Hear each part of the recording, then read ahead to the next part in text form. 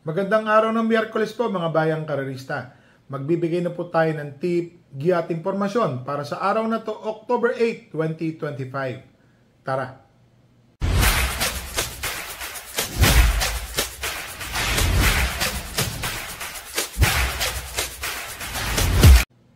So mga bayang karerista, ngayong araw po ng Miyerkules, meron pong hinandang 7 karera. Pakita ko lang po ang ating kopya.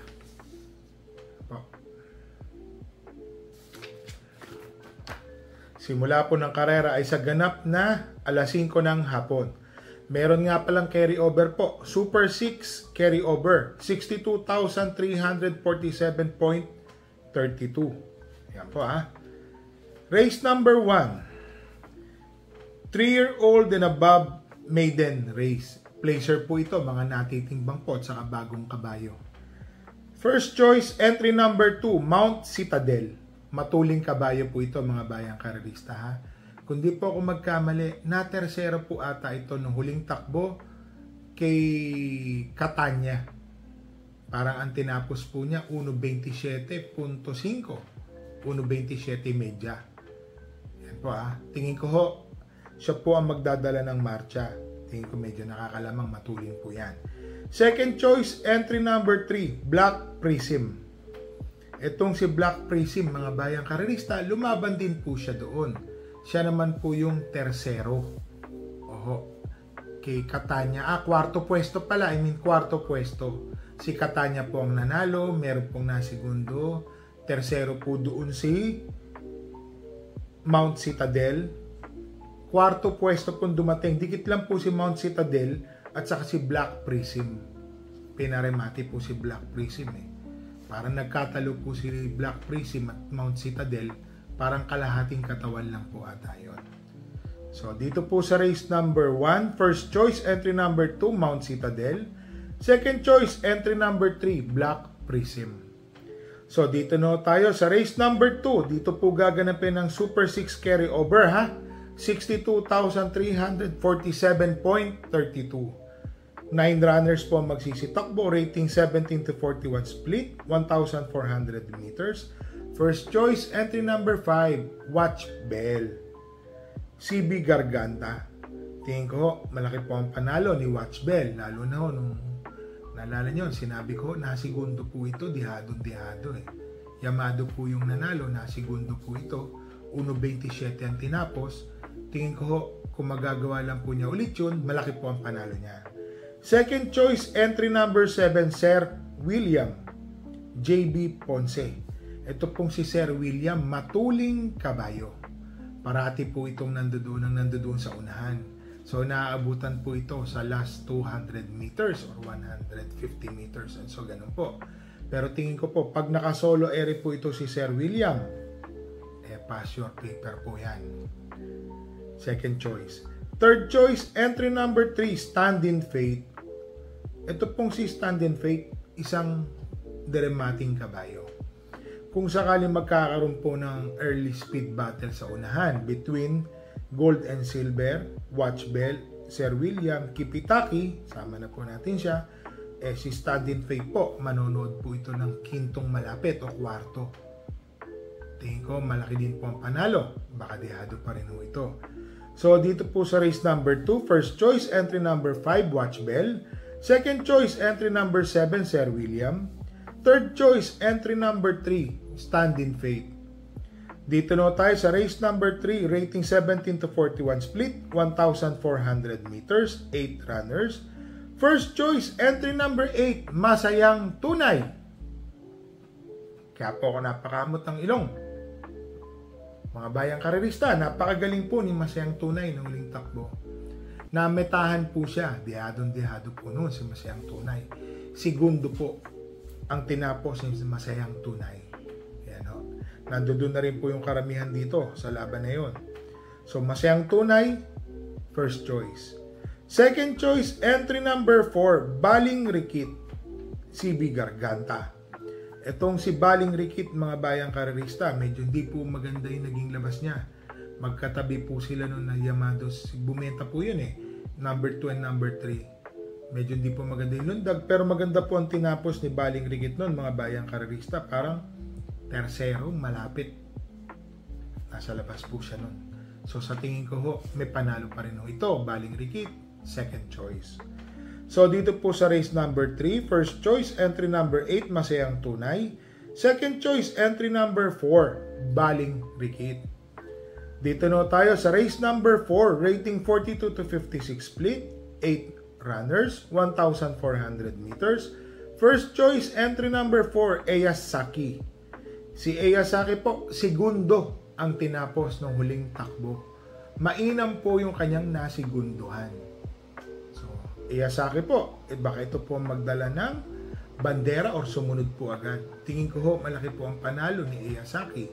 First choice. Second choice, entry number 3, Katakataka. Baka nagtataka po kayo. Hindi ko po makalimutan, yung last race po ito, bigla po itong bumenta. Nandoon po siya, tersero or kwarto pwesto sa labas. Para mataas ang numero niya. Kung di po ako magkamali, parang 12 or 13 siya noon. Pero mapapansin niyo, nandoon po si Katakataka. Ngayon po, tingin ko may panalo rin naman po ito. Magandang dihado po, Katakataka. So dito po sa race number 4, first choice, entry number 8, Eyasaki. Second choice, entry number 3, Katakataka. So dito na tayo sa race number 5, rating 42 to 56 split, 1,400 meters, 9 runners. First choice, galing sa panalo, entry number 9, Luke Skywalker. Ang ganda ho ng panalo nito, mga bayang karerista ha. Banderang tapos. Tingin ko ho, kaya pa hong umulit. Second choice, entry number 2, Animo Lasal. Isa pa rin ho ito. Ang ganda rin ho ng panalo nitong kabayan na Animo Lasal.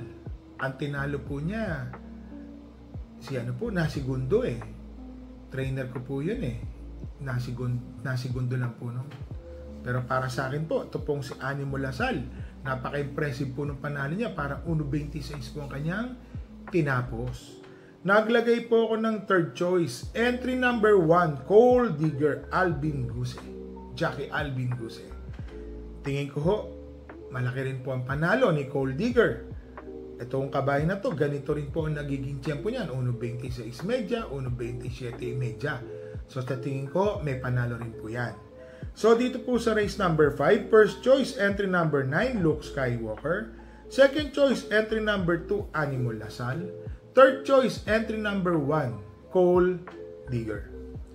So dito na tayo sa race number 6, rating 17 to 41 split, 1,400 meters, 8 runners. First choice, entry number 5, Heritage, JC De La Cruz. Etong si Heritage, medyo may katulinan din po ito. So sabihin na natin na baka sana po ang magdala ng bandera dito. Tingin ko ho, malaki po ang panalo ni Heritage, lalo na yung mga tiyempo niya na tinatapos. Nasa 1.30 hanggang 1.31 lang ho. So kung magagawa lang po niya yung 1.30 dito, horse to beat po siya dito. Heritage, first choice. Second choice, entry number 4, Asong 4G. Kung di po tayo magkamali, maganda yung pinakita ni Asong 4G nung huling takbo niya. Parang segundo pwesto po agad siya. Ilan talagang magagaling lang po yung nakalaban. Maganda po yung check niyang ganun, yung po yung tinitingnan natin eh. Mababang numero po nung si Asong 4G, parang numero 3. Nakita ko ba? Segundo agad mukhang mananalo. Pero malakas lang po talaga yung nakalaban ni Asong 4G. Second choice ko po siya ngayon. Tingin ko may panalo po yan. Third choice, entry number 2, Sinag, Pati Dilema. Ito pong si Sinag, mga bayang karerista, mababa na rin po sa laban. Tingin ko may panalo rin po yan. Sama po natin yan, lalo na di bandera po ito, mga bayang karerista. So dito po sa race number 6, first choice, entry number 5, Heritage. Second choice, entry number 4, Asong 4G. Third choice, entry number 2, Sinag. Dito na tayo sa last race, race number 7, rating 17 to 41 split, 1,400 meters, 10 runners. First choice, entry number 5, Don Damiano, Matuling Kabayo. Ito po ang magdadala ng bandera, si Don Damiano na po. Kung sakaling mapapabayaan po, Boji Henson, baka tapusin na po ang karera. First choice. Second choice, entry number 10, Laughing Tiger.